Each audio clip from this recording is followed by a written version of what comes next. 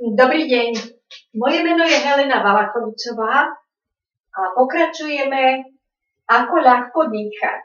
Som trénerka zdravotnej telesnej výchovy a naučím vás, ako nechať, aby váš dých fungoval veľmi dobre, a to v každej polohe, v každej situácii, v každej činnosti.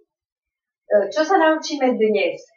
Dnes si uvedomíme, ako nám funguje a pracuje dolná časť pľúc, bránica, a ako máme uvoľnenú a dýchovo nepracujúcu strednú a hornú časť, čiže hrudník. Menšia časť, toto je 40%, táto dolná časť je 60% z našich dýchových možností.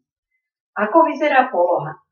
Budeme vľavo na chrbte, budeme mať prepletené prsty, ktoré budú pod hlavou, prekrížené nohy a voľne pustené do strany. Takže do polohy sa dostaneme pohodlne. Prekrížim prsty, dám pod hlavu, prekrížim nohy v členkoch a voľne pustím kolena do strán. Bradu si otočím a vytrčím smerom hore, oči si zavriem. Nechám voľne plynúť svoj dých, nezasahujem vôľou a začínam si všímať, kde sa mi začne dých realizovať, kde začnem dýchať.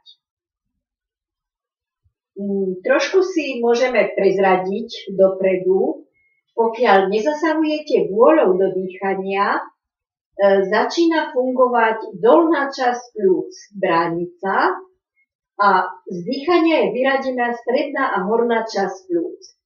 Zotrvajte v tejto polohe dovtedy, kým si to neuvedomíte. Vnútorne to precíťte a zapamätajte si, pretože to budeme používať v ďalších polohách.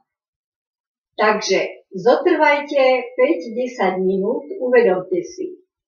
Uvoľňujem svoje dýchanie, nezasahujem vôľou do neho, preciťujem to vnútorne. Keď sa to udeje, tak vlastne ste pripravení pre ďalší krok, ktorý bude zase pokračovať. Teším sa na ďalšie stretnutie.